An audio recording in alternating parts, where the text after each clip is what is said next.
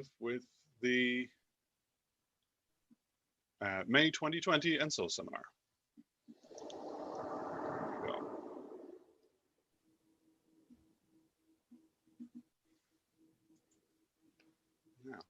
And yeah, I'll welcome to Miguel Segundo Ortin from the University of Wollongong, who very kindly agreed on fairly short notice just a few weeks ago to step into a breach, for which I am very grateful. Miguel is a postdoctoral researcher at the University of Wollongong after having completed his PhD towards a radical embodied cognitive science. So pulling no punches and restricting no scope there, which I always consider a sort of a very positive thing in a research project, particularly a PhD one. So I'm very happy. I'm very looking forward to your talk. This morning for me, Miguel, this evening for yourself. Yeah. Well, thank you so much for the invitation, Marek. No problem at all. Like I said, you're very much doing me a favor. So, before we get into it, while we sort of let people catch up online, and we may have a few people step in as we go along to participate live. I wanted to, as I've done with some of the other speakers over the last couple of months, to invite you to give a recommendation if there's something that the Enactivist community, a publication or whether a book or article or so on, that's come across your desk recently. So it doesn't need to be a recent publication, but something you think is worth flagging. Yeah, so actually I'm gonna recommend two books. The first one is here. It's like it's called Perception as Information Detection. So it's basically a chapter by chapter update of the classical Gibson's book, The Ecological Approach to Visual Perception. So basically a bunch of researchers have gone chapter by chapter. They both make analysis of what Gibson said, and they also show how the research in ecological psychology has progressed since 1979. So it's a really cool book to see both the philosophy and the science together. Focus on this book. And the second recommendation that I cannot show because as I mentioned before, I'm reading the electronic version, is Carrie Figdor's Pieces of Mind. I think this book, so basically the topic of the book, the problem that Carrie Figdor is trying to address to come up is the idea that, okay, for example, for people who work in minimally cognitive systems, or we tend to use concepts like preferred decision, for example, like even for some enactivists, when they say what the bacteria interpret or evaluate the environment, right? And then Carrie Figdor says, well, how can we, so to what extent can we use those concepts that were created for human beings that also come from a very specific tradition in the philosophy of mind to organisms that are so different to human beings, right? And then she actually defends the book positive thesis. She thinks that we can use them insofar as we redefine them in non-human bias or non-anthropocentric terms. So it's actually like I think it's a really interesting book that mixes philosophy of mind and philosophy of science. And it's really, I think it's a great book for us, including enactivists that are usually charged for using concepts that are anthropocentric to apply for bacteria. Or so I think it's a really good recommendation. Excellent. Yeah. No, I like that whole approach, and it just, as you say, that continuity of life and mind approach lends itself to those kinds of conversations. So I very much. In fact, you have a special issue. Is there that's underway? Yeah, we have a special issue with my colleague Vicente Raja in the Journal of Consciousness Studies on a plant consciousness and sentience. So basically, we're gonna mix scientific approaches to philosophical approaches. Okay, what are the reasons, if any, to think that plants can be sentient in any substantive way? So that's it. Worth having a sort of a quick look for, as there's still a bit of time for a rush finish, which I think academics' only way of finishing. I don't know anyone else who does it in a casual way. Very good. So we have we'll have a few members in to chat live later on, which is great to have, and we have a number of people watching live now via the YouTube site. So in that case, I think we're probably more or less set and ready to go. So I invite you to share your screen and present the May 2020 ENSO seminar, Agency from a Radical Embodied Perspective, an ecological-enactive. Okay, here. Okay, can you see everything well? Yep, that's all looking good. Okay, perfect. So, okay, well, again, so thank you so much for attending this talk, and thank you so much, Marek, for inviting me to give this talk. So basically, just to start as a kind of a general note. So if anyone has ever tried to look at the relationship between ecological psychology and activism, basically it looks like this, right? So there are basically two groups, like shouting at each other, like calling themselves like internalists, representationalists, idealists, etc., etc.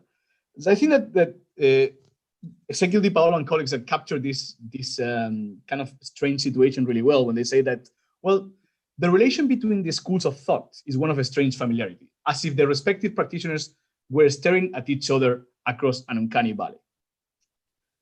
However, in the last years, we have seen that many others have tried to articulate kind of a positive synthesis, a complementary relationship between ecological psychology and activism. For example, we have Marek McGann in 2014, Bax and Chemero, Eras Escribano, and Rietveld and Kieberstein as well. And also we have attended to this kind of new events. So for example, the Enaction of Ecological Psychology workshop that Manuel Eras put together like in July 2019, or now the special issue that you, Marek, with Manuel and Tony and Ezekiel are putting together in the Frontiers, right? So this presentation is based on my contribution to the workshop and also my paper to the Frontiers special issue. Okay, so where I want to arrive. Basically, I aim to explore whether we can build a radical embodied theory of agency by combining enactivism and ecological psychology. So roughly, and just to start, I'm going to understand agency as the capacity of an individual, organism, or systems to execute goal-intended or intentional actions. I think this is the most neutral characterization that can be given of agency. So agency is manifested whenever an individual acts on its own behalf in an environment, or when she does something by itself according to certain goals, right? Again, I think this is the most neutral characterization we can find. So my thesis is that enactivism and ecological psychology can complement each other to explain agency. So this is basically the detail of the complementarity I'm seeing here. So while enactivism focuses on investigating how the history of interactions of an organism gives rise to a series of sensorimotor schemes and habits that play a causal role in determining how she interacts with the affordance of the environment. Sorry? Oh. Ecological psychology, through the notion of ecological information, explains how the individual can access to the environment's affordances without mediating representations and inferences. Okay? So obviously, the main inspiration from this talk are in first the paper by Eras Escribano, as I said, when he foresees a kind of a division of explanatory tasks between ecological psychology and activism. However, I disagree with him that I don't think the division of explanatory tasks maps into a personal subpersonal distinction, as he defends. Also, obviously, I'm inspired by Bax and Chemero, their idea of the radical embodiment in two directions, but I disagree, and this is something that I'm going to focus on this talk, that enactivism alone suffices to explain agency. Okay? So this is basically the overview of the talk. So first of all, I'm going to start discussing or reviewing better the most important approaches to agency that have been given from the ecological side. I'm going to show, I'm going to argue that they are not satisfactory. Then, following the suggestion from Bax and Chemero that that ecological psychologists should take the notion or the theory of agency from enactivists, I'm going to look at what enactivists have said about agency. And the point of my argument is that I disagree with Bax and Chemero that actually ecological psychology should take the enactivist theory of agency. Why? Because I think that ecological psychologists need ecological psychology to enactivists need ecological psychologists to explain agency. And this is why I'm gonna defend like there can be a productive synthesis of both theories or both schools of thought, if you want. And to end the talk, I'm gonna try to address some of the most common criticism that from both sides. I'm gonna try to bridge the uncanny valley that Di Paolo and colleagues mentioned in the book. Okay. So first of all, let's gonna start with agency at the ecological side. So very quickly. So since Sensorimotor published his book in 2009, sorry, ecological psychology is usually presented as three different theses, right? The first one is that perception is direct, so it's non-mediated, non-inferential. It doesn't involve representations. Second, the idea that perception is active. This is the idea that perception involves the picking up of information, and later we will stand on this idea. And third, that perception is action-oriented, so it's of affordances. However, and this is something interesting, when you start studying ecological psychology, you see that perception, as depicted by ecological psychologists, presupposes agency. And this is so for three reasons. First of all, because, as I mentioned before, perceptual information does not come to the animal. So the animal actively seeks for it. So perception is goal-oriented. That's something that is on Gibson, is already on Mace in his preface to Gibson's book. So insofar as perception is active, and insofar as perception involves the active exploration of the environment, perception is goal-oriented. The second is that the idea that affordances are opportunities for action, but they are not causes of action. So it means that perception of affordances is not enough to control behavior. So the organism must act upon these affordances. It is also that Gibson mentioned in 1975. And finally, because, and this is sort of connected with the previous point, is like, well, a single object offers multiple affordances to an animal. Therefore, how she behaves is unconstrained by the affordances of the object. So the animal must select in some way. And I'm not a big fan of the notion of selection, but I think it captures the idea. So the animal must select what affordances to actualize at each moment. Okay? The thing is that, again, so agency is a null problem for ecological psychology. So we have, for example, Reed in 1996, he says, well, the goal of ecological psychology is to explain agency scientifically, not to explain it away or simply offer a discourse about it. And Jeffrey Wagman, in the book I mentioned before, Perception is Information Detection, he says, well, to a large extent, scientific psychology is the science of agency. And he defines agency as the ability to select, perceive, and actualize affordances appropriately based on intention. Okay? So selection of affordances in a goal-oriented way. Then, if we want to see, I'm going to focus on what I think are the two most important approaches or theories of agency in the ecological approach. I'm happy to discuss if there are more, and maybe I'm not considering all of them. I'm going to focus on those two. The first one is given by Edward Reed. So, first of all, Reed characterizes agency as the capacity to put attention and action at the service and the serve of intention. This is something that is also been in the work of Eleanor Gibson with Ruther in a paper by 1979. Basically, Reed says, in any situation, an individual's intentions serve to select a small number of potential affordances available in that situation. The selection is reflected in the organization of the individual's attention and activity. The important aspect here is that what we need to understand is that Reed actually denies the traditional account of intention as mental state that have a causal role in actions. And then he presupposes, he thinks that intentions are patterns of organization of action. And that's why he defends that intentions spread out brain, body, and environment. Okay? The question is that, okay, but how do intentions emerge if not from the mind of the perceiver, right? And then Reed gives some ideas. He said, well, first of all, we need to understand that an intention can only emerge whenever there are multiple affordances available for the organism. And then Reed takes inspiration from Darwinian evolutionary biology and says that intentions, just like any other biological entity, emerge out of processes of variation and selection. And then this is the core of the proposal. He thinks that, first of all, that the minimal unit of analysis are what he calls the perception action cycle, the PACs. Each PAC is specific to an individual affordance.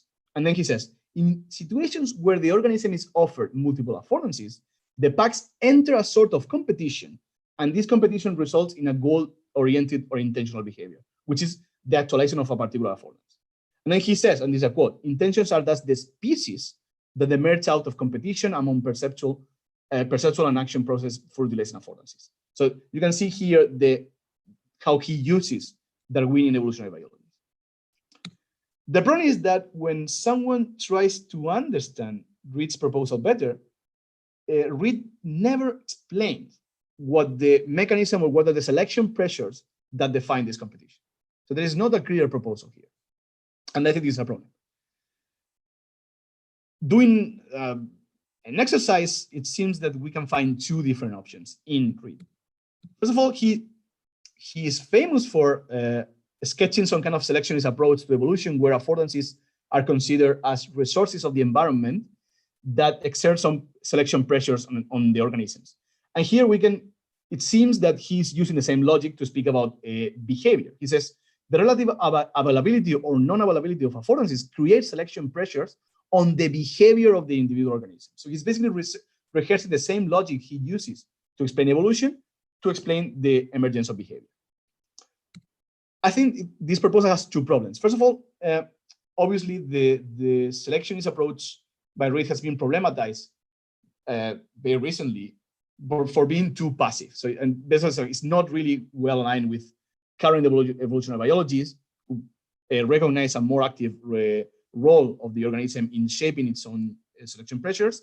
And also Tarby has suggested in his 2018 book that this proposal is not compatible with the ecological approach because it doesn't respect the organism-environment mutuality. So if you think that affordances are just resources of the environment that exist prior organisms, then it's not clear how this fits or squares with the mutuality of organism-environment that ecological psychologists defend.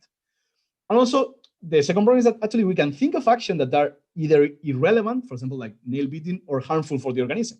So how can we make sense of those? So if we use a selectionist approach as Reid, it's not clear how can we explain the emergence of behaviors that are either irrelevant, so not advantage and not adaptative in any way, or even harmful for the organism. So I think those are problems. Then we can find a second option that Reid sketches also in 1993 and 1996. He says, well, sociocultural norms influence competition between affordances. I think this proposal is right. However, I think that is incomplete. And the problem is that, well, a theory of agency based solely on social norms cannot play the bill, for there are non-human organisms capable of agency that do not have social norms. And it's quite possible, quite plausible, that we can say that bacteria are agents, but it's hard for me at least to understand how bacteria can have social norms in any meaningful way, right? So there is something that needs to be explained. Then we jump to the second theory, the second approach of the ones that I'm going to review today, is that the theory of affordances as invitations that has been proposed by Vitagen and colleagues. So while Reid used evolutionary biology and Darwinian evolutionary biology to explain agency, Vitagen and colleagues rely on contemporary phenomenology, and especially in the work of Dreyfus. So basically, first of all, they reject the notion of intention advanced by Reid. They think it's very problematic. And instead, they claim that if we want to understand agency in ecological terms, we must conceive of the possibility that affordances can imbibe behavior. This is how they explain. So they say, when actively exploring the environment, the agent is attracted and repelled by some of its affordances. And the ensuing behavior is partly the result of these invitations. I want to assert the partly part, because they actually think that this is not the whole explanation. This means that to understand how individuals make their way in the world, the inviting character of affordances should be taken central. Then they offer some list of features that are likely to be important for affordances to invite, to play this invitation role. So they mentioned that, for example, the action capabilities and the amount of effort it takes to utilize an affordance, evolutionary constraints, cultural factors that this can scale well with the approach of Reid and Kieverts, and I think also the individual's history of interaction.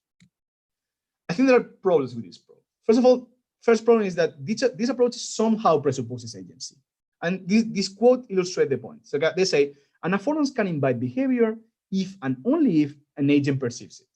If affordances are not perceived, or even if have not been discovered, they do not have the potential to attract or repel the according behavior of the agent.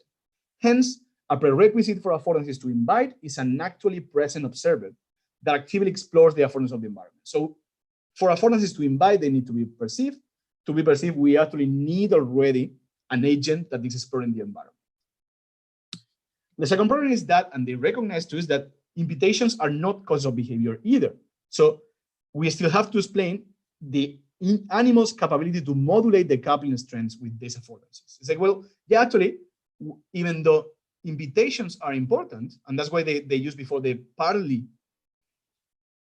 we still have like a possibility of modulating the coupling strength. We can resist this invitational character, and we have to explain that. Actually, important. So authors like Brunner and Rietveld, who used the idea of affordances as invitations, they find the same problem, and they use in their 2014 paper, they use free energy principle to kind of complement this approach. Okay, so this is something is not a problem that I'm just discovering. It's a problem that has been there since the proposal was advanced. So then Bax and Semero in 2018 have proposed that, well, let's gonna start looking for a theory of agency in ecological psychology, and let's adopt the theory of agency from Enactivist. They say, well, combining the two, so combining ecological psychology and activism, would seem to provide a complete picture of cognition, an enactive theory of agency, and an ecological story of the environment to which the agent is coupled. Okay? Then, following the suggestion, let's gonna look at what enactivists have said about agency. First of all, I mean, we need to look at the working and definition of characterization that Barandier and colleagues offered in 2009.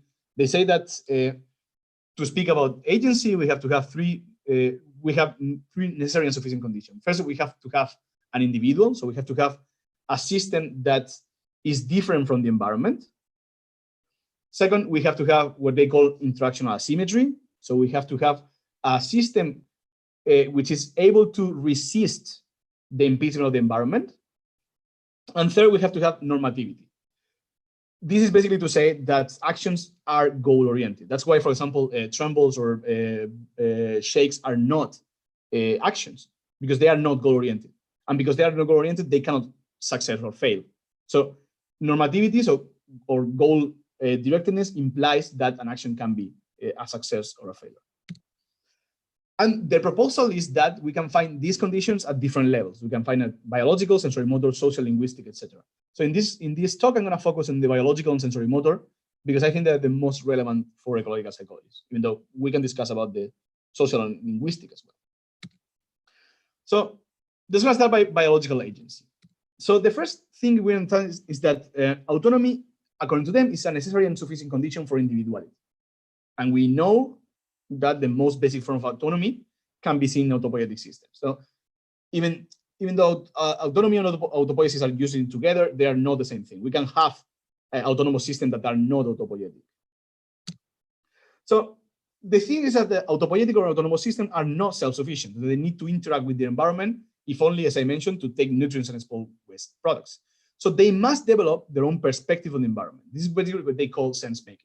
So if I need to interact with the environment, I need to be able to distinguish what in the environment is good or bad for me, is relevant or is irrelevant for my own survival, right? So being a sense maker on this minimal characterization implies being ready to selectively act upon the affordances of the environment that are relevant to maintain autonomy. So for the sense maker, Ivan Thompson says, the environment becomes a plan of valence, attraction or repulsion, approach or escape. So sense making, and this is the idea, is essential to understand agency at this biological level.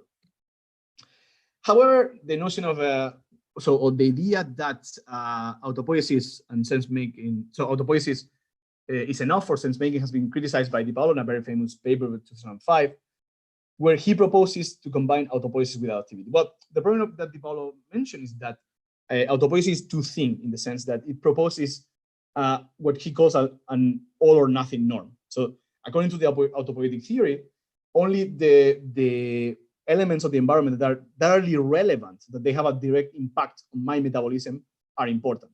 So that means that a system that is only autopoietic is not going to perceive many of the forces of the environment, mostly all most of the ones that are not, that don't have a direct impact on its metabolism. So that's why Di Paolo proposes to combine autopoiesis with adaptivity. So very simply, an adaptive system is a subclass of autopoietic systems that implement what I call second-order or meta-metabolic processes, which function is to put the environmental encounters in relation to the whole spectrum of its viable states. And the idea of Di Paolo is that it leads to recognizing the tendencies that lead to the loss improvement of autopoiesis. So I am not just perceiving, sorry, the environmental encounters are not relevant only insofar they have a direct impact on my metabolism, but because they are proxy of for example, a footprint doesn't have an impact, but I can see that how this is important because it has a footprint left by a predator or a prey, right? So the idea is that adaptive systems can recognize as meaningful environmental features in virtue of their virtual consequences, thus perceiving graded difference between otherwise equally viable states. So the idea of Di Paolo is because an adaptive system can put environmental encounters in relation to the whole set of viable states. It can perceive virtual consequence and also it can perceive a graded difference, can perceive whether following, for example, the path left by a prey is better or worse option than anything else. So we don't have the thin normativity of autopoiesis, but we have a much richer normativity. And the idea is that investigating the species-specific mechanism that give rise to this graded perception, the adaptive processes, is crucial to understand how different organisms asymmetrically regulate their action in the environment with multiple competing affordances. Okay? Not only autopoiesis, but adaptivity. The problem, and this something that has been like used against enactivism almost since the beginning, is that, well, the problem is that the norms that arise out from biological individuation concern survival only. So therefore, if we were biological agents only, anything that is not relevant for our survival would be relevant for us, and we would necessarily avoid any action that could entail any risk to our biological integrity. So if we are biological agents only, any action that is not directly relevant to our survival is not relevant. It's not meaningful. That's why they think that we need to find agency levels that are higher than pure biological. That's why they introduced the idea of sensorimotor agency. So sensorimotor agency is manifested by sophisticated organisms capable of learning and acquiring new behavioral repertoires. So, and this is important. Sensorimotor agency depends on biological agency, but it is underdetermined by it. And the idea that justifies the extension of agency beyond the biological realm is that we can find an autonomous entity at the level of perception and action.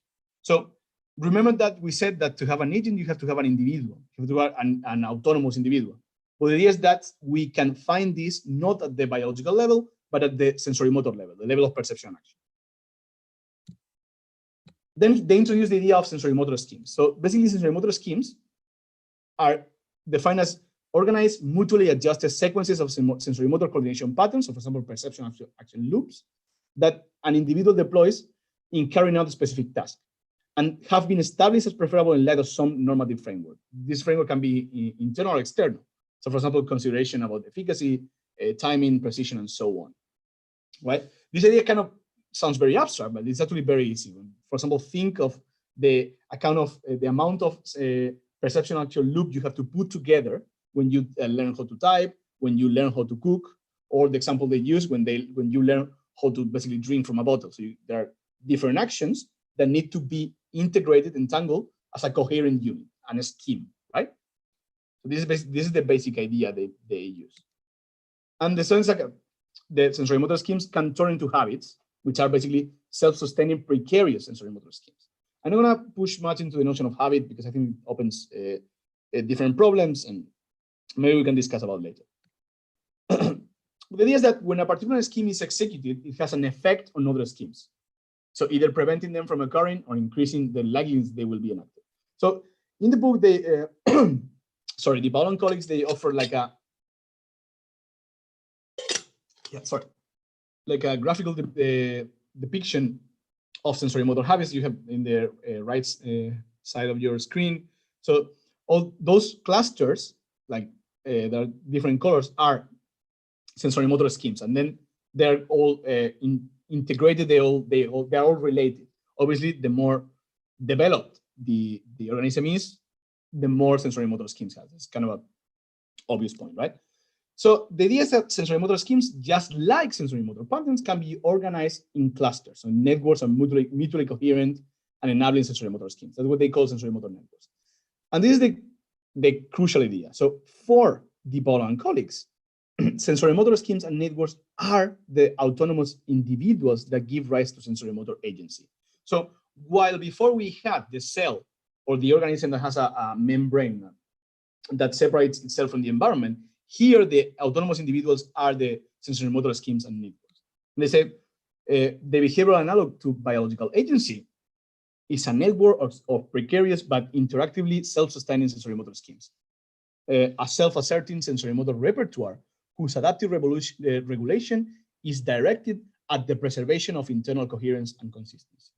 So exactly like the cell needed to interact with the environment to survive, the idea here is that the sensorimotor schemes and networks also need to survive. So sensorimotor scheme and network define a set of viable actions that contribute to their preservation.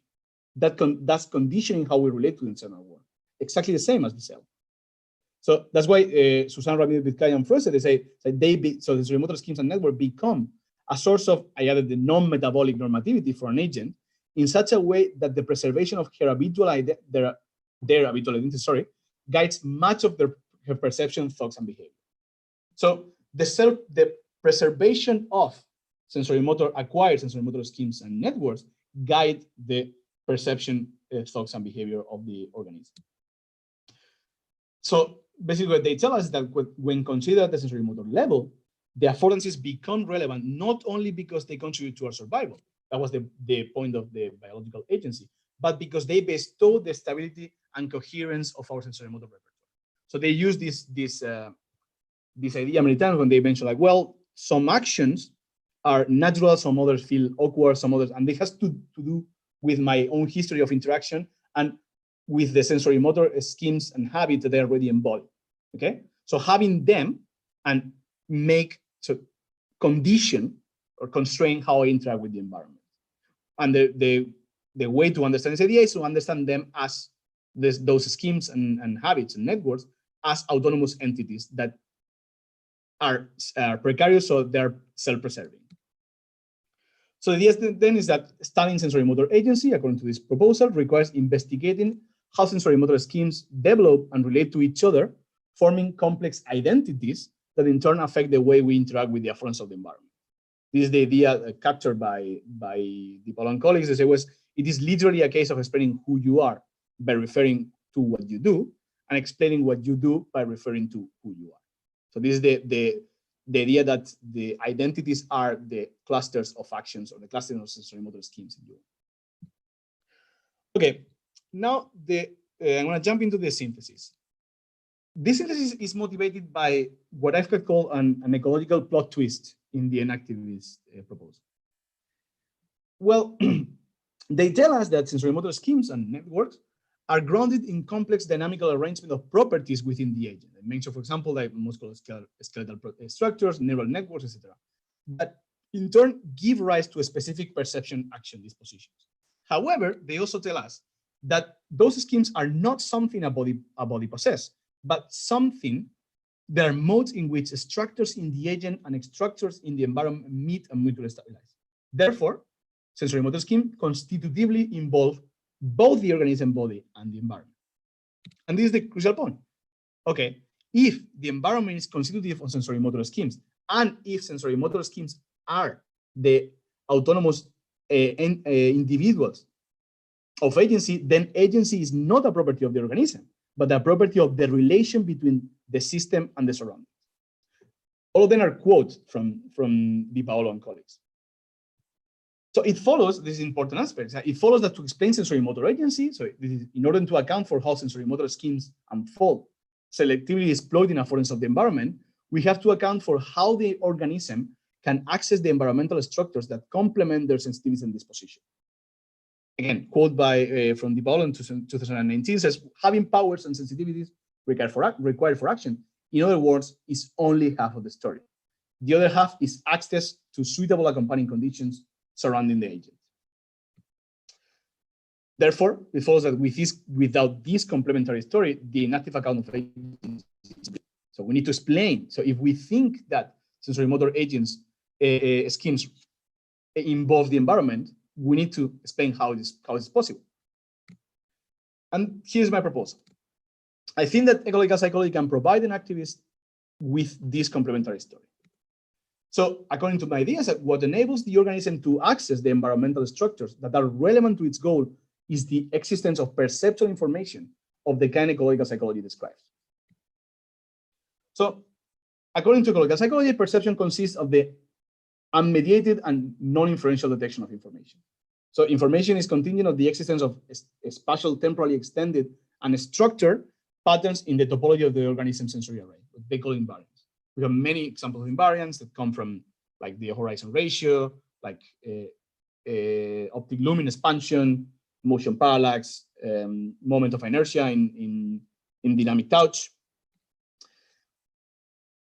My point is that, and this is the core, is that, well, it's important to remember that representational arguments in perceptual psychology depend on the assumption that perceptual information is inherently ambiguous or impoverished, right? That's why they think that you need to enrich sensory stimulus inside your skull. However, ecological information is grounded on lawful relationship. The idea is that the presence of a particular property or event, alpha, in an environment lawfully generates a particular pattern beta in the energy array that corresponds or specifies it. So beta, the pattern, guarantees alpha, the property of the environment or the event.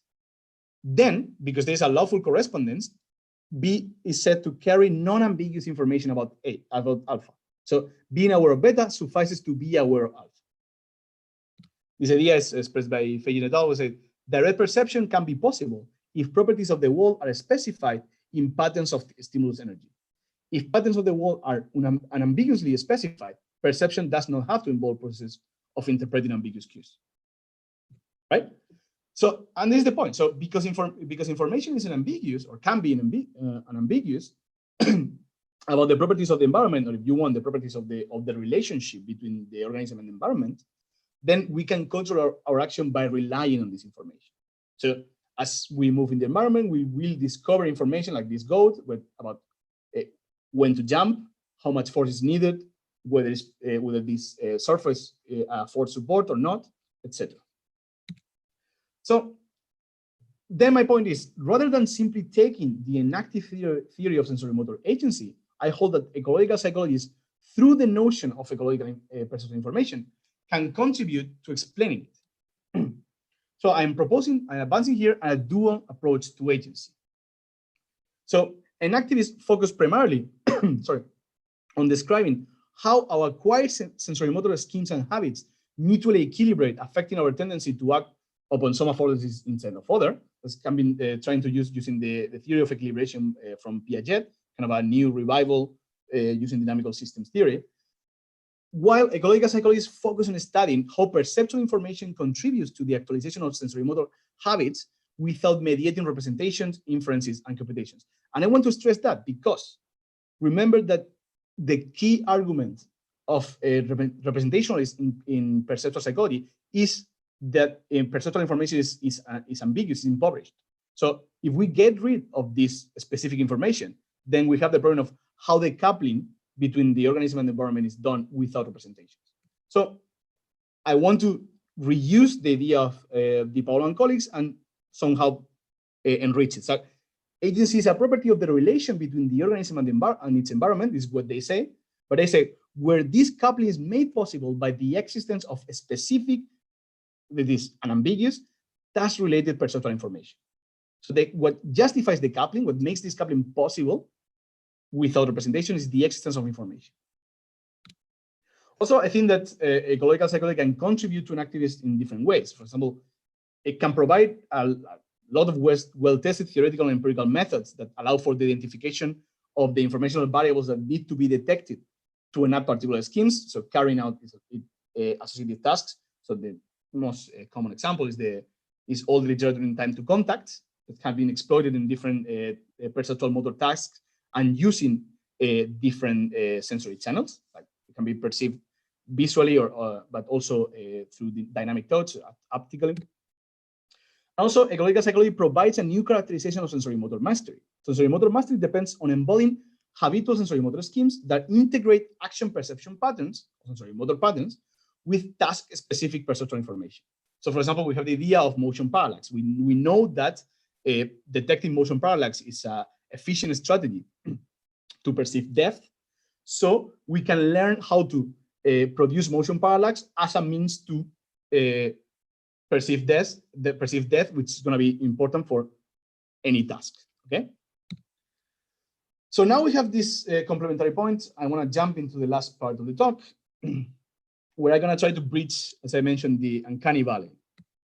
So one of the most common criticisms coming from the enactive side is that ecological psychology, or in ecological psychology, the activity of the perceiver plays no explanatory role. This was first introduced by Varela and colleagues in 1991. It says, for Gibson, these optical invariances, as well as the environmental properties they specify, do not depend in any way upon the perceptually guided activity of the animal. Whereas Gibson claims that the environment is independent, we claim that it's inactive. Thus, the resulting research strategies are also fundamentally different. Gibsonian street perception in largely optical, albeit ecological, terms, and so attempt to build up the theory of perception almost entirely from the environment.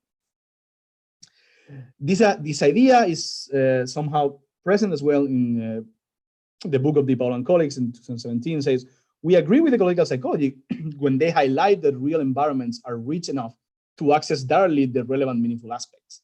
We think they are in fact too rich, and that sense-making always involves a massive reduction of all the environmental energies that might affect the agent. So they think that, or activists seem to think that, the problem of ecological psychology is that they never took seriously the role that the organism plays in enacting its own perceptual world. But I disagree with it. First of all, I mean, the classic counter-argument is that, well, the affordance of the environment, which are the main objects of perception in ecological psychology, are perceived relative. So they depend on both the scale properties, but also on the perceiver's action capability. So if the affordances are the main object of perception and affordances are animal relative, then it makes no sense to say that the theory of ecological psychology aims to explain everything only from the side of the environment. Second, this is important. So Gibson, in his James Gibson, in his the ecological approach to visual perception, distinguishes between the world and the animal relative environment, and he says that information is a property of the environment, not the world. So information is also animal relative. And finally, as I mentioned before, perception is an active process. It's something the animal does, or Gibson says it's an achievement of the individual. So that means that it requires the animal actively forages for information by focusing attention. So by reducing the amount of information available, by focusing on some patterns, and also moving in order to give rise to the required information patterns. So for example, the example I mentioned before of motion parallax, you can move in the environment to generate motion parallax. So I think it's not true that ecological psychology denies the role of the perceiver in bringing about its own perceptual work. I think it's a mischaracterization of ecological psychology. Second is that the idea that ecological psychology somehow vindicates functionalism and information processing. So DePaul and colleagues, they say, well, it is true that both approaches, ecological psychology and activism, overlap in the rejection of representationalism, but it does not mean that they are necessarily rejecting the same thing. The enactive perspective rejects a functionalist general approach to cognition, whereas ecological psychology rejects the assumption of the property of the environmental information. For Gibsonians, perception is still about information pickup. And this critique is also has been voiced by Hatton Min when they say that the use of concepts such as pickup or use of information suggests an underlying commitment to an information processing story that is certainly inconsistent with radical embodied cognitive sciences. I think, however, that if we go to literature, and I agree that some passages of different ecological psychologists can somehow motivate this reading, but I also think that a more charitable reading is possible and actually is justified. So, for example, consider these quotes by Gibson and Reed, where they explicitly reject that picking up information involves gathering, internalizing, or processing information. So Gibbs in the 70s says, perceptual information could not be transmitted at all. But then I do not believe that the visual system is a channel for transmitting signals from the retina to the brain. I believe it is a system for sampling the energy and the ambient array. And that means that the observer's brain cannot be compared to a computer or to processor of information delivered to the brain. So this is Gibson in 1970. But it's also Reed in the 1960s. It says, ecological psychology cannot be transmitted. It is ambient and available, not something to put over a channel. It is something to be detected or used or not in regulating actions. Information pickup is not a process of internalizing information. And actually, I think that when you go to the especially literature, and especially if you go to the empirical literature, you find that a more accurate description of what they mean by information pickup is tracking. So perception depends on tracking specific patterns in the sensory array and exploiting them to coordinate action. This is basically what they have in mind when they mention about picking up optic flow. You are tracking the optical looming generated by the interaction with the object, and they are using it to control your action. Now, an argument that comes from the ecological side. So it's very common to find ecological psychologists complaining that the notion of sense-making of enactivism vindicates constructivism and representationalism. So for example, like a very 2014, but there are many examples. Fulton et al. Say, enactivists are in favor of interpreting the activity of perceptual agents as a kind of construction of perceptually meaningful work. And they say, well, then enactivism is germane to representationalism, not ecological theory of cognition. The same criticism is also in Hato Min and the Jesus Oyama in her commentary to Evan Thompson's book, Wrigler. As I mentioned before, with the information pickup, I think there are passages of enactivist literature that suggest this reading. But I also think that a more charitable interpretation is possible.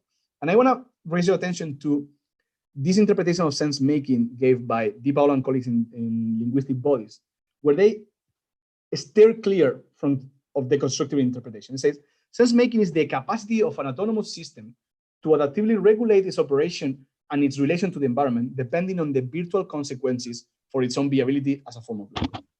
Being a sense-maker implies an ongoing turning to the world and readings for action. So I do think that this reading of sense-maker that is completely unproblematic with ecological psychology. Then I'm gonna stop here. So thank you so much. Special thanks to Ezequiel Di Paolo, Xavier Barandiera, and Nick Brancaccio for useful comments in previous versions of the paper. So thank you so much. Thank you. Thank you very much there, Miguel. So I think we can open up the discussion. We have a few people live with us. So if I might get you to end your screen share there, and we can return to a more sociable screen. So we have Jimena, Fred, and Peter here alongside myself. And I always prefer to start with voices other than my own. So if you want to ask a question, just wave frantically at your camera, and we can unmute us. We might keep just one extra speaker unmuted at any given time, just for the sake of clarity. Are there any immediate questions? Jimena, yeah. Oh, there it is. Hi, Miguel. Thanks so much for the talk. It was very interesting. And I just have a question that is mostly just inviting you to clarify something for me. Because I've been wondering about this difference, a difference between attributing agency to the sensorimotor scheme or to the relation between the agent and the world, or to the organism, or the individual and the world. And rather than attributing that property to the relation, just making explicit that to explain what agency is, we need to look at both sides. But the attribution of that property is still on the side of the organism. So I'm just wondering about that. Yeah, thank you so much for your question. Yeah, it's actually a discussion that I've been having lately with some colleagues. I mean, yeah, it's actually a problem because we tend to think that agency is a capability of individuals. So we speak of the agent. However, I mean, if it's true that I mean, if enactivists are on the right track where they say that the individuals that give rise to agency at the sensorimotor level are sensorimotor schemes, and sensorimotor schemes are relations, then it follows that agency is a property of the relation, not a property of the system. So, but I understand. I really, and I'm having the same puzzle in my mind. I'm discussing, and Manuel asked me the same. So, does it mean that the agent is not the agent anymore? It's like, well, maybe our language needs to change as I mean, new theoretical proposals will make us change our linguistic conception. So maybe the notion of agent makes no sense now. And I think that's the conclusion of the Paolo and those guys. I mean, that's actually what follows from the argument. I mean, if you think that if you think the autonomous entity is the relation or is relational, then agency is relational too. So it's not a property of an agent. But I do have the same problem that you have. I mean, I still like fighting to make clear this proposal. Is attributing or is actually like the agent is the relation anymore. So I admit I have the same problem. Yeah, no, because it becomes really puzzling, especially with the notion of goals and intentions, whether they are the goals and intentions of the organism that it fulfills and pursues in relation to that environment, or because then where are the goals and, so to speak, whose are the intentions in this case? Yep. So I share your puzzlement. But for example, I think that a possible way to go is the interactional dynamics of Alicia Juarrero in her classic book, Dynamics in Action. Yes, I am reading the book right now, and I think she offers some interesting proposals here to get away from the idea that goals or intentions are on one side, or even to get away with those notions. Maybe those notions are more problematic than explanatory at this point. But I agree with that. I still have problem to understand this. Thank you. Okay, thanks, Jimena. Peter, well, the way you're lined up for me on Zoom is Jimena, Peter, and Fred. So we'll take you in that order, as I think that's also the way the hands went. So, hi, Peter, you're. Hi. Can you hear me? Yep. Okay. So I haven't been part of this discourse in the last few years, but I think of agents and in terms of purposive systems, in terms of classical cybernetics. You know, and biology, you have mechanisms such as thirst that are driving neural circuits and switching particular sets of neural circuits to focus attention on those affordances that have effects on satisfaction of goals. So if an animal is needing water to satisfy homeostatic, there are evaluative mechanisms within the nervous system that that focus attention on all those circuits and experiences that in the past have led to the satisfaction of thirst, should we say. So in this way of thinking, in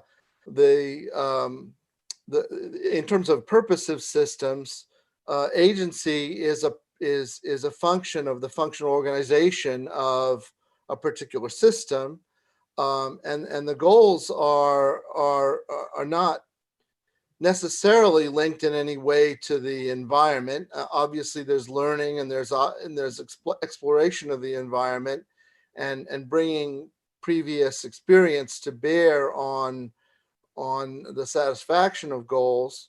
But I think it's I mean, I think I agree with you that pure enactivism is insufficient. You need to have a concept of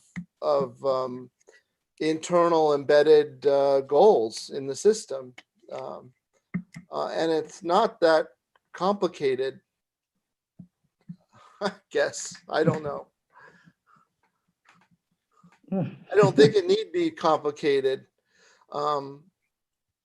Intentions are just the constellation of goals that are embedded in the system, and they're not necessarily a strict hierarchy, and they're defeasible goals.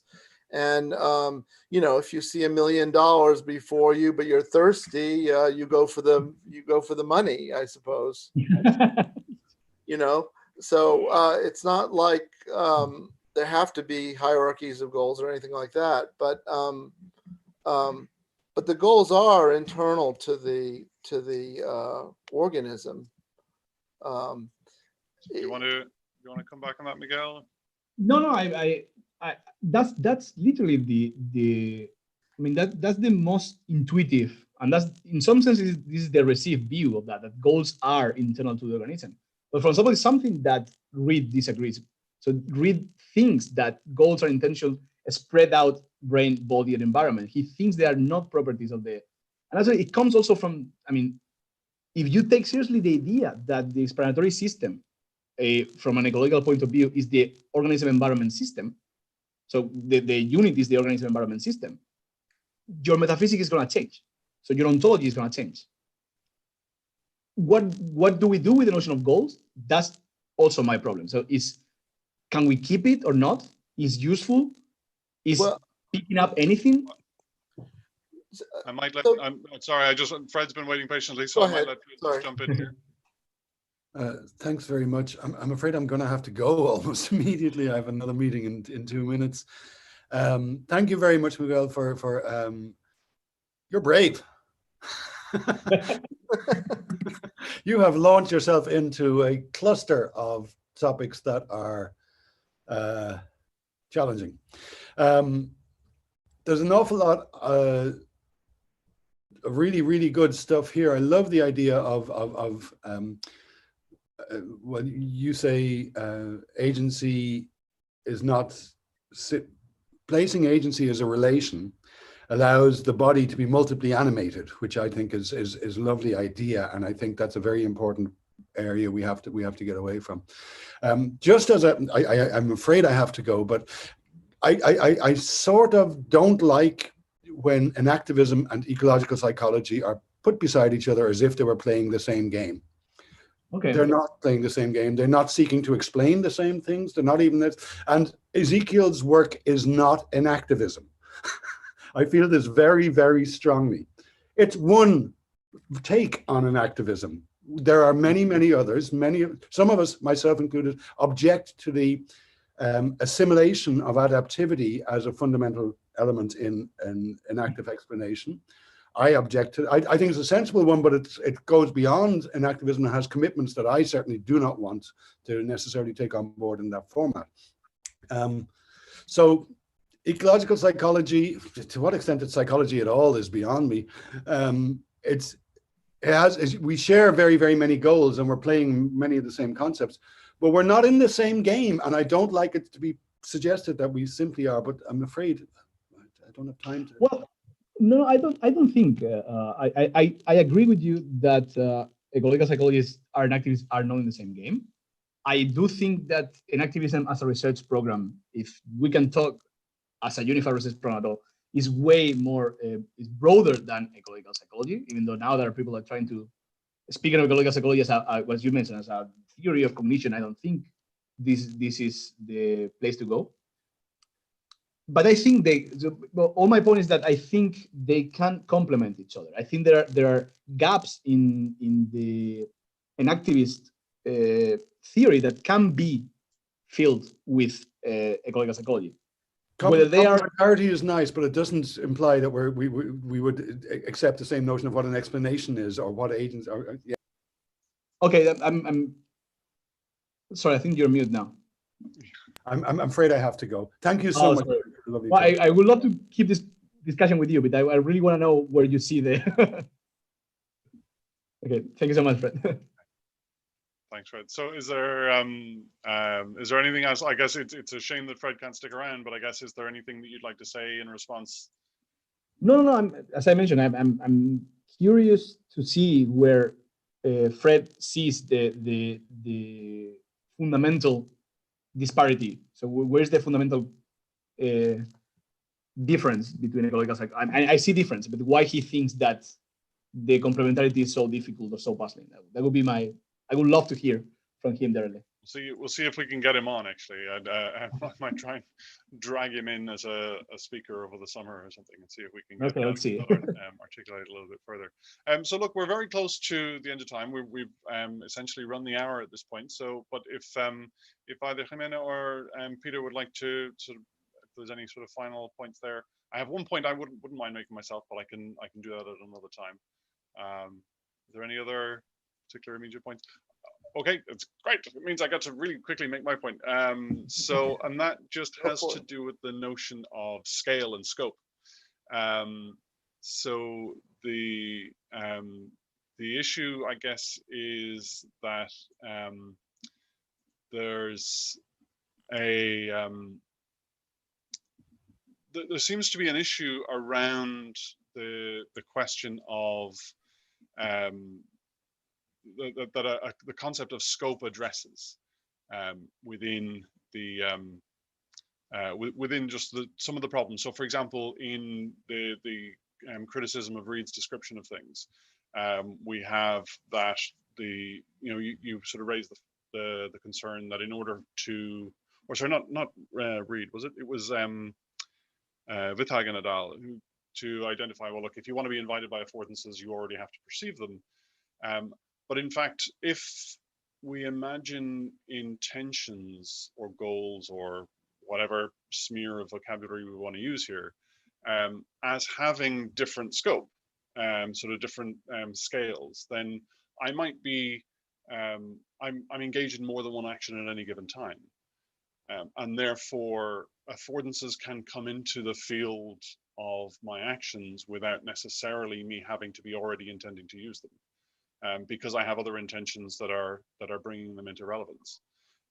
So it becomes a question of, at what level of precision do I perceive at any given moment, right? So, and that feeds back then to something that came up later, which just had to do with the way that you were addressing, or the way that enactivists and ecological psychologists talk about affordances. Is that, is an affordance always a specific what's the scale of an affordance, or what's the scope of an affordance? How do we address the adverbial problem? So if I see a floor in front of me, I can see that it affords walking, but it also affords walking quickly, walking slowly, walking carefully, or walking. And do all of those need a separate goal? Do all of them need a separate intention? And do we end up then with a plethora? This again, we're back to this notion of the world being too rich, I guess, in De Palo et al.'s view. That's not a terribly coherent question. I guess it's just it is that the question really is there a specific scale, or is there a relationship between scales that is being addressed by either the ecological psychologists or the enactivists? Are there assumptions being made there that we need to interrogate further? Well, my answer here was talking about the question about walking fast or walking carefully or walking. Well, I think that, for example, let's suppose that the surface is basically a layer of ice, right? It affords walking, but it's not going to afford running. So it's not going to afford anything that like puts too much pressure into the ice layer. So I don't think that so basically the idea here is that if I want to do something, I detect information, and this information is specific to whether I can do or I cannot do that. So when I look at the wall, I already do it with the goal, and we come back to the problem of where the goals are. I agree with that. I also have this problem. So with the goal of running or not running, and then when I have this goal, I will see whether the ice layer is a good idea or not, whether going there is going to cost me trouble or I'm going to be able to. So it's not that seeing the ice layer, I'm going to see all the possible affordances it offers me. Is that when I want to use the ice layer, when I detect information about that, I'm already detecting it with the aim of doing something, and it's possible or not. So I don't think that that the same object affords you many different things and you perceive all those different things at the same time. Why? Because I think that perception action cycles are already constrained in a goal-directed way. Okay. If you want to describe the environment without this, then yeah, then you have the problem you have. Like, then we have millions of affordances at the same time, and this is, I think, what doesn't make any sense. That's why the active part of perception is so important. Excellent. Okay, so I guess I'm afraid I think we're out of time. So sorry, Peter, but you might be able to follow up as ever on the encelseminars.com webpage. There's a discussion forum specific to this talk there, so you'll be able to. Anyone, in fact, can post there, and I'll invite Miguel to keep an eye on it over the next little while, just to see if there's any discussion blossoms there.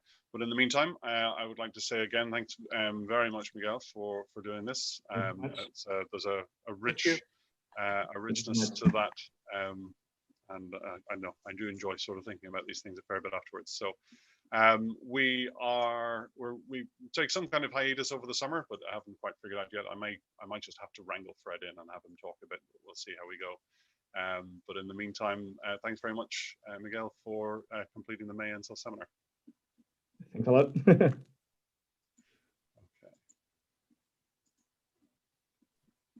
Now, and